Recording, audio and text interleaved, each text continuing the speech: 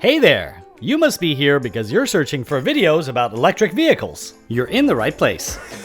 A few years ago, when you heard the words electric vehicle or electric car, you probably thought of a strange and practical machine that had no place in your life. But today, nearly every auto manufacturer from Ford to Chevy to Porsche is releasing electric versions of their most popular models. Honey, who are you talking to? Dinner's almost ready. Just a second, honey. I'm doing this internet video about electric vehicles. Oh, okay, influencer. Make it quick. Will do. These new electric vehicles are flat out fun to drive. They have incredible torque when you press the pedal, great handling because of the low center of gravity, and the most fun part of all is not having to stop for gas. And right now, for the first time, the total cost of ownership of an electric vehicle is about to beat the cost of owning its gas-powered brother, if you consider the fuel and maintenance savings and some tax incentives that are offered. But is an electric vehicle the right choice for you? Let's take a look. Range. Just like gas-powered cars have different ranges depending on the size of their tank and fuel efficiency, electric vehicles have different ranges depending on the size of the battery and power consumption. Some can go as little as 100 miles, while others can get over 400 miles on a single charge. So, what kind of range do you need? If you're like me, living in a suburb, being able to go 40 miles round trip to work and back without recharging is nice. You can do that with most electric vehicles. And you can do this with every new vehicle on the market today. And with the right equipment installed and the right EV, you can get much longer ranges charged overnight. Charging. Now think about that for a second. You just plug the car in at night and you have full vehicle range in the morning. You never have to go to a gas station in the morning. All you need is a regular 120 volt receptacle, something that nearly every garage has, and you can add 40 to 50 miles of driving range overnight.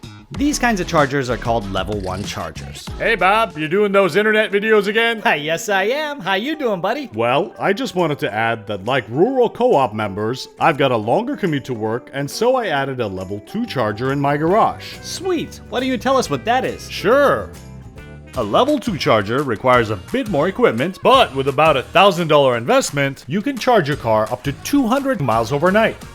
And here's the tip. Many utilities are starting to offer cheaper rates at night for owners of electric vehicles. Call your co-op to find out if they offer it. Sweetheart, since dinner's frozen and you're gonna have to move out of the house, Yikes. why don't you talk about renters? Okay, I'll make this quick.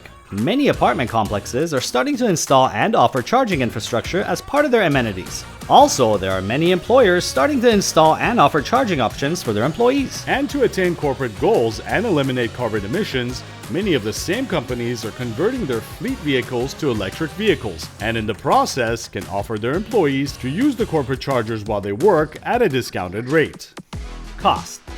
Now you may think these vehicles are super expensive, but you'd be surprised how affordable they are when you take into account some federal and state tax incentives. Cost of fuel and maintenance. And of course there's the cost of fuel and maintenance that really makes these cars cheaper in the end. The cost of powering these vehicles is significantly lower. To make a comparison, we suggest you visit chooseev.com/save to find your electric utility to see how much it will cost to charge your EV based on their power prices. If you can't find your utility, use this simple calculator to generate an estimated cost. Compare your current gas-powered vehicle to any new or used electric vehicle. Or compare a new gas vehicle to a new electric vehicle, see how much you might save when you choose EV for your next vehicle.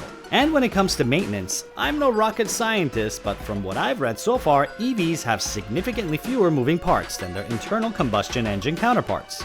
Fewer moving parts equates to less breakdowns. Okay, Bob, get your moving parts inside so we can eat already. See you all next time when we compare the cost of owning an electric versus gas-powered car.